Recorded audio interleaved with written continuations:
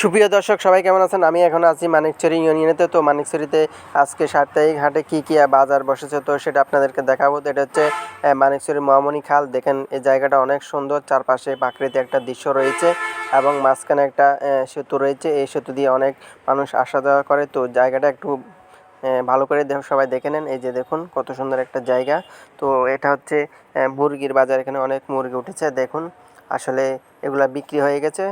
তো সবাই দেখতে পাচ্ছেন এখানে হচ্ছে পাইকারি খুচরা ছোটো বড়দের জন্য কাপড় রয়েছে। এখানে গোস্ত বিক্রি করা হচ্ছে।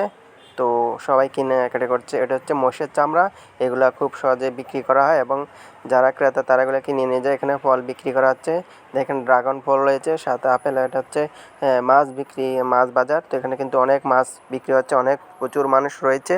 তো আপনারা দেখতে পাচ্ছেন অনেক মাছ বিক্রি হচ্ছে।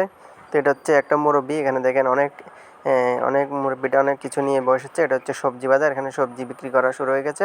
দেখেন অনেক রকমের সবজি এই বাজারে এসেছে, বিশেষ করে লাউ অনেক বড় বড়। তো দেখুন সবজি বাজারটা অনেক বড়। তো আপনারা দেখতে পাচ্ছেন।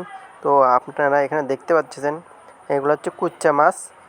এগুলা কেজি 400 টাকার দরে বিক্রি করতেছে দোকানদার, আমি জিজ্ঞেস করেছি।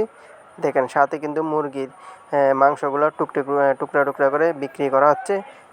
যে যার যতটুকু প্রয়োজন সে নিয়ে যাচ্ছে। দেখেন মাছগুলো কিন্তু অনেক সুন্দর। তো এখানে কিন্তু ছাগল বাজারও আজকে সাপ্তাহিক হাটে ছাগল বাজারে ছাগল উঠেছে।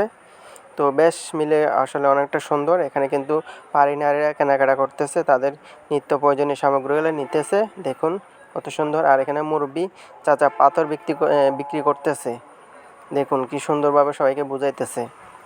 তো এখানে দেখতেছেন কাঁচা মরিচ, আসলে এখানে অনেক কাঁচা মরিচ বাজারে দেখা যায়। আমি দেখলাম ঘুরে ঘুরে অনেক কাঁচা মরিচ উঠেছে।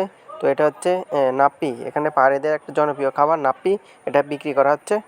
তো বাজারের মধ্যে সর্বশেষ পরিস্থিতি। তো পরবর্তী ভিডিওতে আপনাদের সাথে আমার আবারও দেখাবে। তো সে পর্যন্ত ভালো থাকবেন, সুস্থ থাকবেন। ধন্যবাদ সবাইকে।